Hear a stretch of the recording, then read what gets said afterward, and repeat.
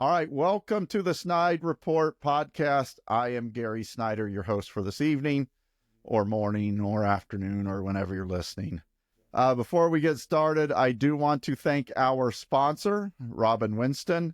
Robin does a great job of helping us put this podcast on, and also is a great sponsor of our newsletter that goes out to over 100,000 now daily, I think. It's really ramped up. And, you know, my guest is also a great sponsor of our newsletter, former Congresswoman Jill Long Thompson. Thank you for joining us tonight. It's my honor and my pleasure. Thank you. You know, and we were talking off air. You know, I've had quite a lineup this week. You know, we've had former Senator Evan Bayh. We've had John Fugelsang from the XM satellite radio and his show, Adam Kinzinger a little bit earlier, and now you, and I'm starstruck by all of you. Well, we're starstruck by you. Oh, no, you're not. Yes, we are. So how have things been with you, Jill? I know people out there want to know. Well, I am very blessed and am engaged in a number of things. I'm serving on some not-for-profit boards, and have been asked to teach ethics for the U.S. Navy again next year. So I'm pleased about that. And as you know, I do some writing, and it's a pace that's very different from what I had for many years. And then having lost Don, adjusting, I'm still, and probably will for the rest of my life, be adjusting to that loss. But I'm just blessed with friends and opportunities, and I do feel very fortunate, and fortunate to know you. Well, before we get rolling here, you brought up Don. Don was a great sponsor of our efforts. And matter of fact, he would always buy a VIP subscription, and he would say, you know, this is the best five. Robin Winston would say that, you know, it's a great 5-minute read. And he sent me an email one day and said, make sure that Jill keeps getting this because it's the best 5 minutes that I can spend. Well, so he really liked the SnydeReport, and we like something that is efficient, and the way you produce it makes it very efficient reading for us because it's one large document. Well, I know when I spoke the other day with Senator Evan Bayh, I gave him a chance to tell us about the former First Lady, Susan Bayh. So why don't you just take a minute here and tell us about your husband, Don, who was a big part of your life. Don was exceptional, and he and I both grew up on dairy farms in Democratic Methodist families. And I had the privilege of meeting him when he was flying F-16s for the Fort Wayne Air Guard in the 122nd. And he had concerns, he and other pilots had a concern regarding the Base Realignment Commission proposals. And he wanted to raise those issues with me. And I was not informed enough about Strategic Air Command that I felt comfortable pushing the issue. So I went to a very good friend, the late Congressman Sonny Montgomery from Mississippi, and he made it possible for me he knew General Michael McPeak, went to meet with General Michael McPeak, and he agreed with Don. And as we worked on that issue, we discovered how much we had in common. And he was just so interesting. He was also an airline captain. He retired as a Delta captain, international flights, based at JFK. That was his last assignment with Delta. But he also was an environmentalist, and his initials were DDT, and his fighter pilot call sign was Poison because of DDT. Yeah. And I always thought that was interesting. And our email address he made DDT Farm because he thought that was funny. But when we got married, I told him that I would like to plant trees and watch those trees grow. And I said, I don't need a diamond ring. I didn't say I didn't want a diamond ring, but I said I didn't need one. And I came home from Washington for the weekend, and he came in the house and he said, I got our trees. And I said, what did you get? And he said, 500 maple, 500 oak, 500 walnut, and 500 something else. He had 2,000 trees. Wow. And I said, that's 2,000. I wanted two. And he said, you're going to have to be more specific. But we spent the weekend planting those trees. They were small, and we used one bottom plow to create a furrow and then stick the trees in. And I drove the tractor a while. He drove the tractor a while. But he was just so interesting, and he volunteered what little free time he had to serve on local boards, the school board, the community foundation in Marshall County. And he was a very good son to his mother, and she lived almost to 98, and we lived just around the corner from her. And he was very good to my parents. He would go to my dad's Thursday morning men's church meeting and out to lunch with him. And he just was a really good family man and very good person. And I of course will always miss him, but be very thankful for having been his wife and best friend. Well, that's a very touching tribute. So thank you for sharing that with us. I didn't know him well, spoke to him a couple times. He would always send me an email every once in a while, and that was always appreciated. So thank you for sharing that. Thank you for asking. You have been, a congresswoman. You've run for governor. You've done a lot in politics. Why don't we just maybe go back a little bit and just discuss a little bit what got you into politics? What made you decide you wanted to run for office? When I was 6, my mom and dad, my dad was a precinct committeeman, and my mom and dad were working to get a neighbor elected sheriff of Whitley County. And I always liked to say Dad was the precinct committeeman and Mom did all the voter registration and kept the books.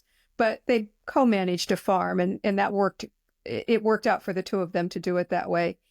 And I would come home from school, and she told me that I could either help Dad milk the cows or I could go with her to register voters. And I went with her to register voters. And I probably would have too. Yes. My brother, who's a year, well, I have two brothers, but my brother, who's a year older, went to the barn and helped Dad milk the cows, and he became a dairy farmer. And I became engaged in politics, and I think that's very interesting. But that was not my original plan. I'm a pre-Title IX, and I was born in 1952. And I actually was thinking of a career in running baton twirling camps or something like that. But after I finished college and started graduate school, it was in the late 70s, and I would listen to politicians talk about the economy. I have 3 degrees in business, undergraduate from Valparaiso and an MBA and PhD from Indiana University. And politicians that were often interviewed for network news did not have a comprehension of what was really happening in the economy. And I remember listening and thinking, well, maybe I should run for public office because I could use the knowledge that I've gained through my studies and maybe make a worthwhile contribution.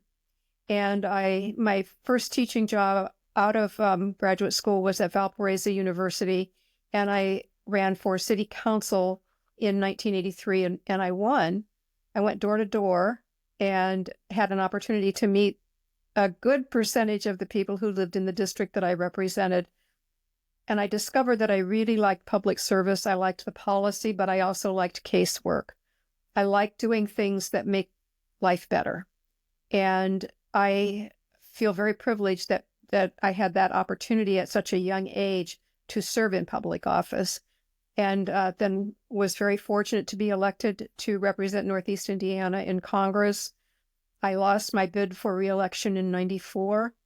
But I was appointed then to serve as Undersecretary for Rural Development at the Department of Agriculture. And I also had the opportunity to serve as board chair and CEO of the Farm Credit Administration. My time there began in 2010. I was a board member and ultimately appointed to be the chair of the board and CEO. Well, looking back, not a lot has changed with a lot of these politicians not knowing a lot about how the economy works. When you take a look at it today, tariffs or tax cuts, you can go down the line and you just kind of scratch your head sometimes. When were you first elected to Congress? It will be 36 years ago, I believe, March 28th, 1989, and it was a special election.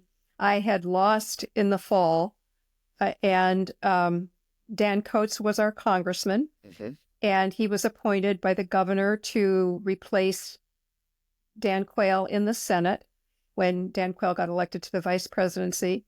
And we had a special election, and I was very fortunate that a large number of Republicans chose to support me, and I was reelected 2 times. Twice those re-elections that I won, I actually won with over 60% of the vote. And I think that reflects an open-mindedness on the part of the people who live in Northeast Indiana, that they were willing to cross over to vote for me. And I think that bipartisanship is essential to democracy. And I've always felt fortunate, but also I believe very much in that. What happened to was it the 3rd district when you ran? It was the 4th district at the time, but it was very much the same group of counties, not identical, but it was Northeast Indiana. So what happened to the electorate? I mean, I ran 3 years ago in 2000, was it 22? I believe it was 22, and got 31% of the vote. You were probably the last Democrat elected in this district. What changed? I believe I'm the only Democrat elected in the last 50 years, actually. Yeah, probably Ed Roush and you are about it, isn't it? Mm-hmm. Yes. And I think the last time that he won was in 1974. And then, if I recall correctly, Dan Quayle defeated him in 76, if I remember that correctly. Okay. What's happened to change how this district has went from someone like Jill Long Thompson to someone like, you can go down the line on the Republicans that have held this seat, but what happened? I think it's a combination of things, and I think one of them is gerrymandering. And with technology, we can fine-tune how we create congressional districts. I think that congressional districts in the best interest of the country and democracy need to be drawn by independent commissions that have an equal number of Democrats and Republicans, and maybe independents included, depending upon the makeup of the population. I think we need to draw the lines differently. But also, as people have become more mobile, the research shows that people move into like-minded communities. And so you end up with populations that are more similar. And I also think because people have become so busy in their lives, communities, local, even more rural communities, are not as, they don't function as they once did. I remember my grandparents, none of my grandparents went past the 8th grade. They were all born in the 1800s, with the exception of one who was born in 1900.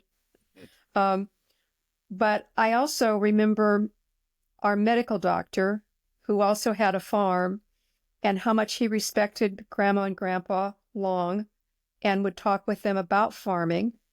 And they considered themselves friends. And of course, he had considerably more formal education than they did, but I think they were as intelligent as he.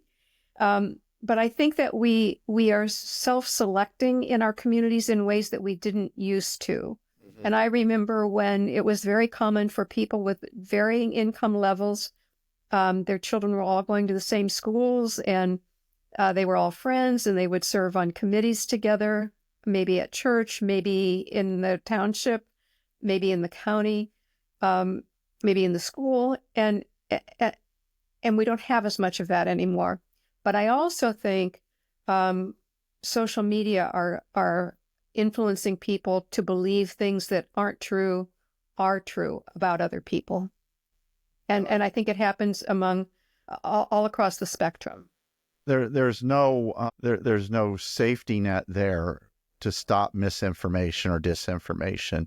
And, you know, it's from the top on down, and it's to the point to where you don't know what to believe anymore. I don't disagree with you, and people don't have the time to do the research. And that's why independent news media that are run in a professional way, following the rules of serious professional journalism, are so important to democracy. We have some good ones in Indiana. Yes, I we know do. Nikki Kelly of the Indiana Capital Chronicle is someone that I watch every day. You know, check out what she's writing. You know, there's just there's just not what there used to be. I mean, she used to be with the Journal Gazette. The Journal Gazette is just a shell of what it used to be up here in the Fort Wayne area. And they do a good job, but they don't have the larger staff that would allow them to cover more topics and in more detail. But yeah, I'm a subscriber of the Journal Gazette, and I do get a lot of information that's very useful. Now, back in the last election, we had Valerie McRae was the Democrat nominee for U.S. Senate. And I had put out her press release announcing that she was running for U.S. Senate, and she was the first female to run, and I got fact-checked pretty quick. So, and who fact-checked you? I believe that was you. Oh, yeah, I remember that. And you were actually the first woman to run for U.S. Senate in Indiana. Is that correct? Yes, in 1986. How did that turn out, and what was that experience like? I was running for Congress I was living in Valparaiso at the time on the city council, teaching at Valparaiso University. And I had the privilege of meeting former Congressman, the late Andrew Jacobs. And I ended up with a primary race with Jim Johns, who became the congressman who won that seat. And Andy Jacobs suggested to me that maybe I should look at the Senate race because we didn't have a candidate, and the Democratic Party had decided the candidate that was running had become ill, and the Democratic Party held a convention to endorse, not a convention, but a meeting to endorse a candidate, and they ended up endorsing me. And I don't think anybody but my family and I thought I could win, but it was such an opportunity, and I got to meet so many people across the state and have that opportunity to start to build a coalition of not just support for me, but support for issues that I thought were important to Indiana. And they agreed with me, or we all agreed with one another. And had that not happened, I doubt that I would have ever been elected to Congress. I think my life would have been very different. And I think that speaks well of Andy Jacobs and the life that he lived. And it also speaks well of those who reach out to help people who are coming along, which I also try to do with young up-and-comers, not just in politics, but in other areas as well, because we need good leadership forever. You know, and Andy Jacobs, I took a class at IUPUI back in the late 90s, early 2000s. It would have been the late 90s, and took a political science class, and he was the professor teaching the class, and I was some brash, smart-ass Republican at the time. but I was drawn to Andy, like a lot of people were. And, the time I finished that semester, I had been to his house and to his office, met his family, just an amazing experience knowing him. And, the pictures and the stories that he tells and the pictures in his office were just amazing. He was amazing. He really cared about people. And Kim, his widow, who is also a friend of mine, she is like that as well. But they really care about other humans, and they really care about our country, and they care about democracy and preserving democracy. And I think when I think about someone like him or Lee Hamilton or Evan Bayh or Richard Lugar and others, I just think how fortunate we have been, former Senator Birch Bayh, how fortunate we have been to have leaders in our state who really do set the mark nationally. And because it's the United States of America and we are a world leader, they really do set they set precedents for and set a standard that really is international, not just domestic. Does the U.S., do you believe, still set that standard internationally? When you take a look at what's happening in Ukraine, I think there's a ceasefire that has been agreed to now. With this administration now, do you think that we are respected when he's trying to turn friends into enemies? I think the president is making decisions that are very damaging to our country and damaging to the world. And I think that it's important for all of us to remind ourselves regularly that democracy is not just about making decisions, it's about how we make those decisions. The process of democracy is as important. We need to uphold the values and what the tenets of democracy, not just think that we should get our way, because it's not about me getting my way or you getting your way. It's about us finding our way forward together. I also think it's important to understand what leadership is, not just in politics, but in business, for example. The corporations that do the best are those corporations that understand that diversity of opinion, bringing people to the table who have different ideas. All minds do not think alike. I mean, all good minds do not think alike. There are many good minds that have different ideas and different approaches.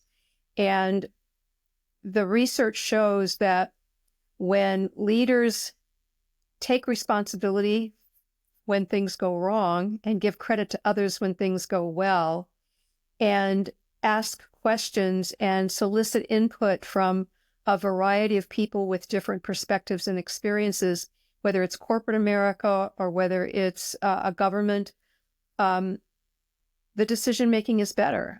The companies that perform the best have leaders that are understated.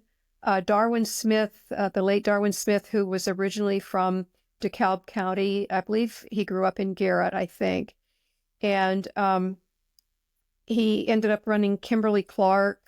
He had gone to IU and then I think to Harvard Law School and ultimately became the CEO. He turned that company around, and he was one of the most understated, honest, decent, caring person of character. And the same goes for leadership in the White House, leadership in the governor's office, leadership in legislatures, mayors. It's to be a good leader and get the right decisions and make things happen. You really need to appreciate other people and respect other people, even those with whom you don't agree. Jill, we're running out of time, but I want to give you the opportunity to talk about your latest book. I know ethics in government and just ethics in general are very important to you. I've heard you speak several times at several different Democratic Party meetings about ethics. Why don't you just take a few minutes here and tell people about your latest book? Across the Aisle, Why Bipartisanship Works for America. It was published by Indiana University Press, and I was actually asked by the director of IU Press to produce the book. It's a collection of essays, and I'm going to mention a number of those who contributed essays. Before I do that, though, I want to make the point that I am not taking any of the royalties. They're all being donated to the Bipartisan Policy Center and the Association of Former Members of Congress, because I think the money will be well spent and have a bigger impact if it is used by those organizations that are advancing, working together in bipartisan ways.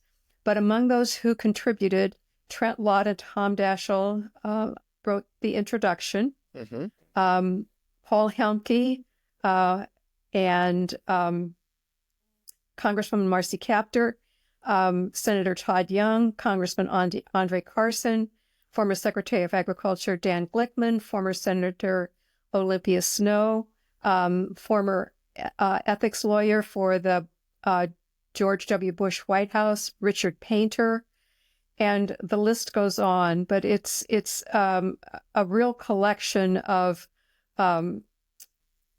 essays making the case for bipartisanship and making the point of that we have to work together to be the strongest country that we can be. We're not an autocracy.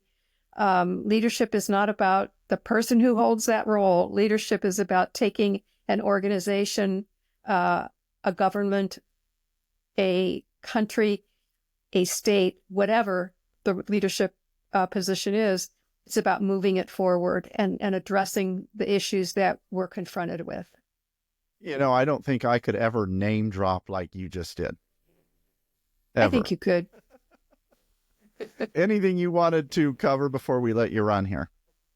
I want to thank you for the work that you do to get information out to the public and for your commitment to our democracy, for your commitment to our state, and your past service, as well as what I know will be your future service combined with your current service to our country.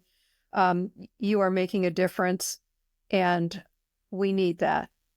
Well, those are very kind words, and if you can't tell, I'm blushing right now.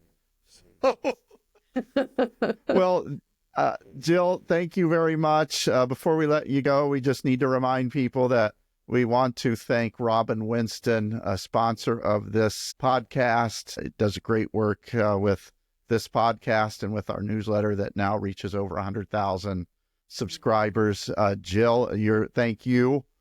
You're a sponsor of the newsletter, so we thank you for that. And, if you're watching this somewhere, I don't know, maybe right here and somewhere down there, there's a subscribe button. Hit it so you'll be notified when we do drop new podcasts. She's Jill Long Thompson. I'm Gary Snyder. This is the SnydeReport podcast.